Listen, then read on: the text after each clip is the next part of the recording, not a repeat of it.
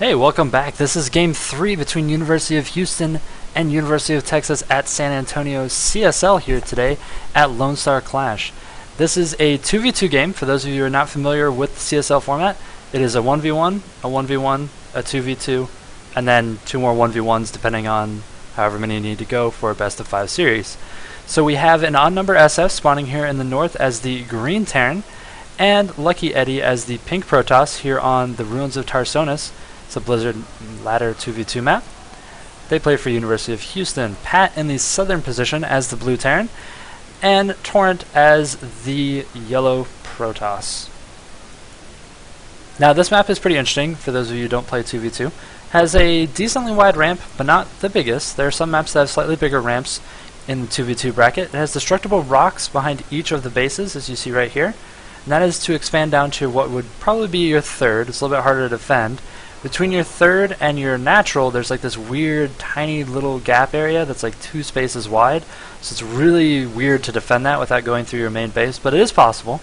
So it makes for pretty interesting play. Additionally, in front of both of your naturals, there is a wide ramp again.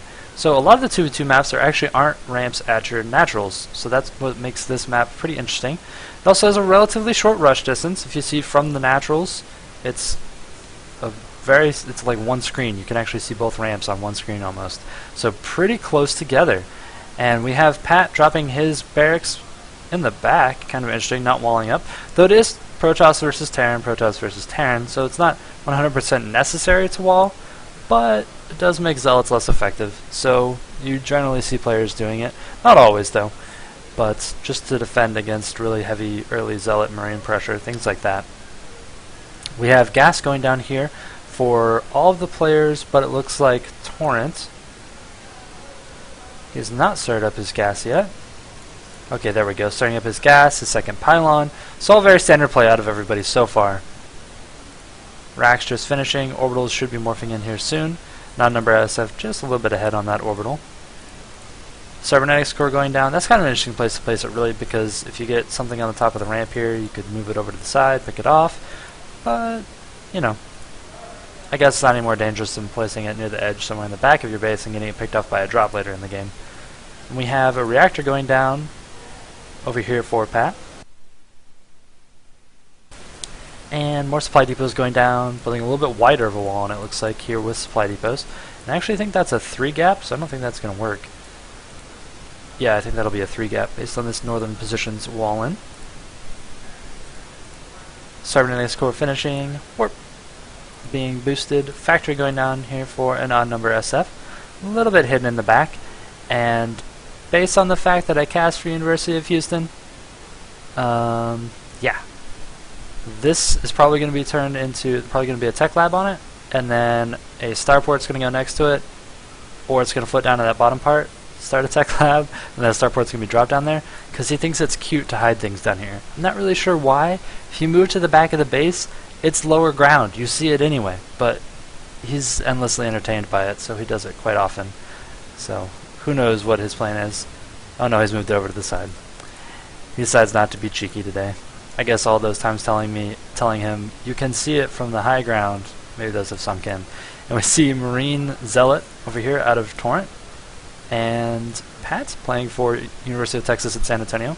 Like I said, not an uncommon composition here at the beginning of the game. Defense from air, really heavy beefy forces to tank for the Marines. So kind of interesting. Wow. Full, almost, 99, there we go. Full Nexus worth of energy. Up here, Lucky Eddie moving into 3-gate Robo, it looks like. That Robo almost done. Their wall-in looks pretty good. There's a lot of Marines behind here. They'll be able to kill those Zealots before they can really do a lot of damage. Sentry there can block off any building that gets defeated quickly. Warp almost done. Cloak Banshee's coming out here from an odd number SF. Now, Cloak Banshees can be extremely effective. You go engage at the front and then just run Cloak Banshees into the back. And yeah, they can do a lot of damage without people really even realizing it, especially in a 2v2 where it's your opponent's forces are in attack, your forces are in attack. A little bit more spam than 1v1, so a lot of calls coming out, and sometimes you don't recognize or realize what's going on. Additionally, I don't think I saw a Robo over there. Yeah, there isn't a Robo.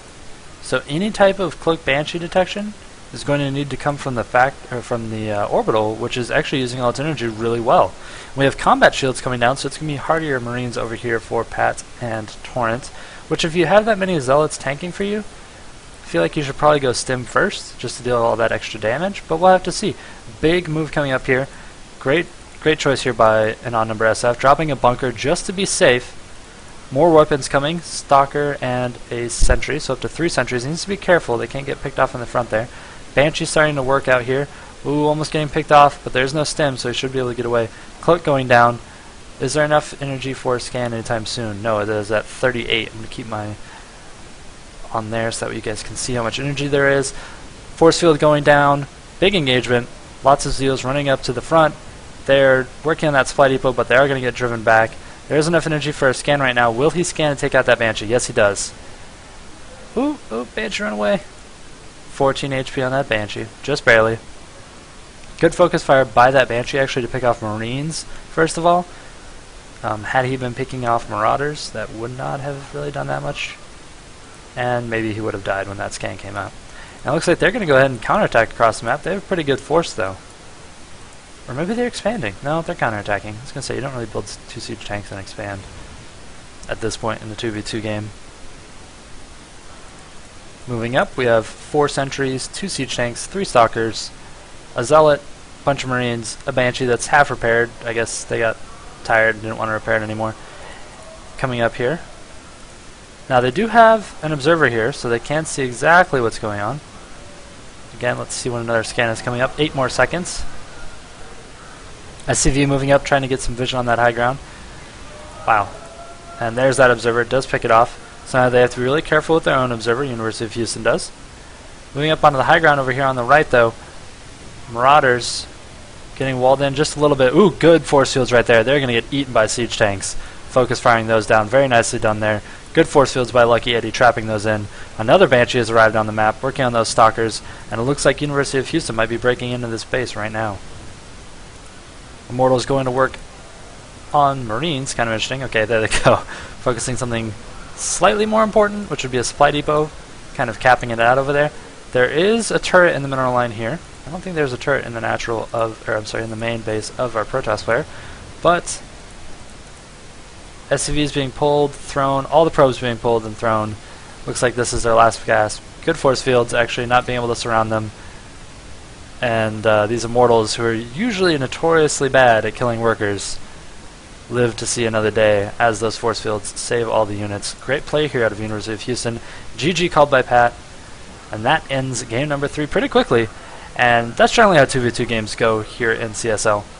So I'm not exactly sure why everybody hasn't left.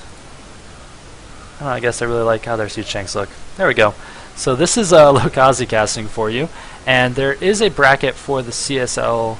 I believe it was linked up a little bit higher if you go to the CSL website. You should be able to find it.